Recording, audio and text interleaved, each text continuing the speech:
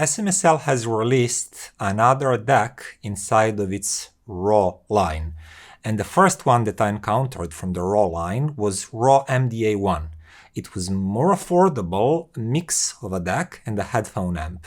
And for $280, it was a real blast in terms of how good it performed and how good value it is. But this time, we are talking about standalone DAC, so no headphone amplifier on board. It's called RAW-DAC 1, and it's also pricier at $499. So we expect better, significantly better DAC performance than what RAW-MDA1 offered. But the thing is that SMSL already has several really great DACs at this exact same price point, like SU9 Ultra and D400 Pro.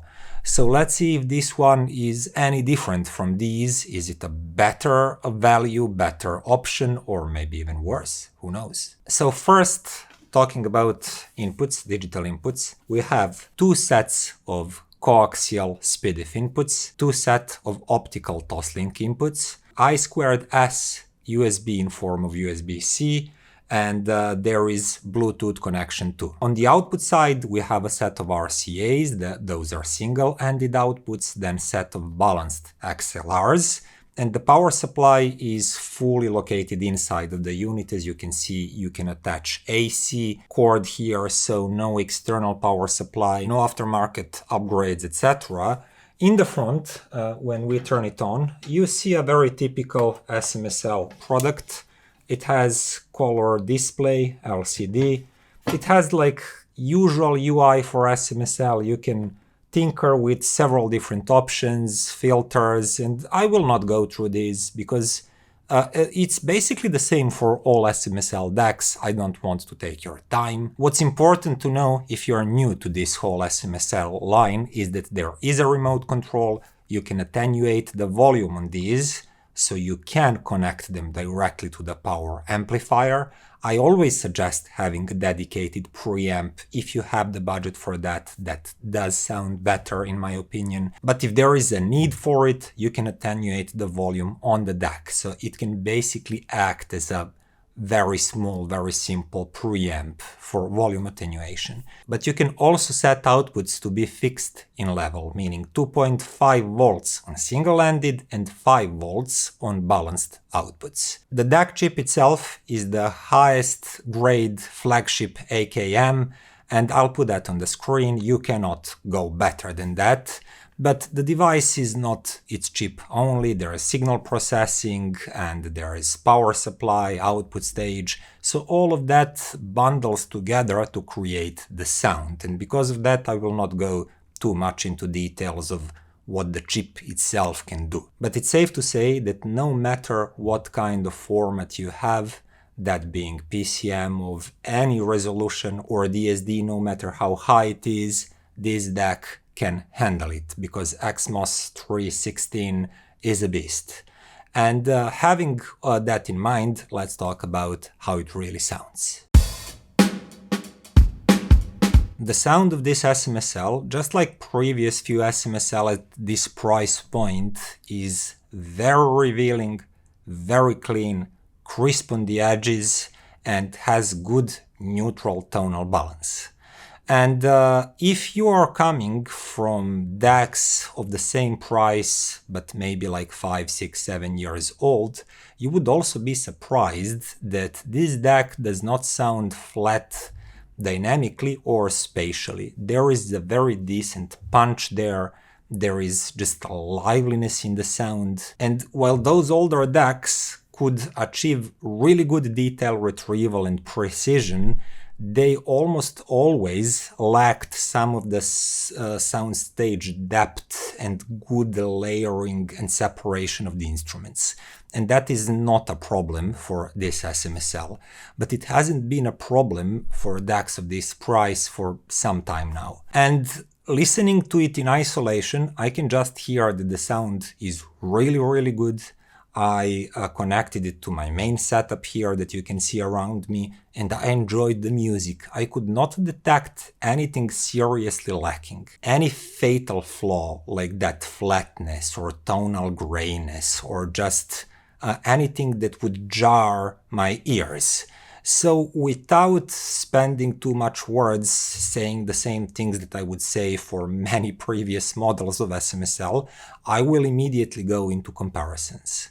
And the first one that came to mind was, of course, SMSL SU9 Ultra, that is slightly smaller in terms of form factor, as you can see. But SU9 Ultra has the exact same DAC chip, XMOS processor. If you look at their specifications, almost everything is the same. Even the price is the same, I believe $499 at the moment. And the only difference, aside from the look, is that SU9 Ultra is not as rich when it comes to digital connectivity. So we had USB, optical and coaxial, but no I2S, no AES IIBU. Okay, this one also does not have a AES IIBU, but it has I2S over HDMI, and it also has 2 coaxial inputs and 2 optical inputs. So that is richer compared to this SU9 Ultra. Everything else basically the same spec-wise. But what if you compare them sonically? Well, I can say that I cannot notice any tonal or any differences in their sound at all. At one moment, I thought that I could, but then I realized that I used slightly different cabling to connect this DAC to my preamp and this DAC, and slightly different power cables. And when I used the exact same cables for both of these, all those very, very slight differences disappeared completely. And if you already watched my SU9 Ultra review, I said that it is a fantastic performing DAC, very clean, very resolving, very quick, and maybe the only thing that it slightly lacked was some sort of rich tone timbre. And it's the exact same thing for RAW-DAC 1. It's very clean sounding, tonality is good, even the bass punch is good, but it doesn't do much in terms of rich tonality, in terms of harmonics and overtones. It focuses mostly on modern, clean, precise sound, good pinpointing, good layering. Everything is quick and resolving, and as I said, these two DACs sound completely same to my ears. And that leads me to my next comparison, which will be very short because it is with SMSL D400 Pro. And that one sounded exactly the same as SU9 Ultra and now as RAW-DAC 1. But compared to Ultra, it had one advantage: it possessed I2S. So if you want to utilize that input on your DAC, it's justified to go for D400 Pro over SU9 Ultra, so you get that connectivity option. But RAW-DAC 1 also offers I2S output, and it sounds as good as D400 Pro, and it is $50 more affordable. It's now the exact same price as SU9 Ultra, meaning that out of all of these three models that all sound really, really great and same, the RAW-DAC 1 is actually the best value and best offer. So at this time, I really believe that both SU9 Ultra and D400 Pro, even though great models on their own, they don't need to exist anymore on the market because they are losing their purpose. This one is basically the same model that combined richer connectivity of D400 Pro and lower, more budget-friendly price of SU9 Ultra into one model. So even though it's not exciting in any way and it doesn't bring any new, previously unseen price-to-performance ratio to the market, it's still a really great offer. And there are very few products on the market that can go head-to-head around this price point with this DAC, this trio of SMSL DACs actually, and that can be considered equally good value. One of them is for sure Geshelli Labs J2S. This one is slightly more affordable if you're in the US, and out of the box it sounds smoother, milder, to some extent a bit more natural, but not as quick and as resolving and as clean around the edges. Out of the box, I would give slight edge to SMSL, but given that J2S has exchangeable op-amps, you can tinker with it, you can change your tonality, you can improve a bit on it. It also has external power supply that you can upgrade, and if you do that, eventually the best build that I called Pimped J2S in its review, it does outperform what this SMSL can do, but it also costs like $200 more at that point. And it also looks a bit more like a do-it-yourself product if you just look at the casing.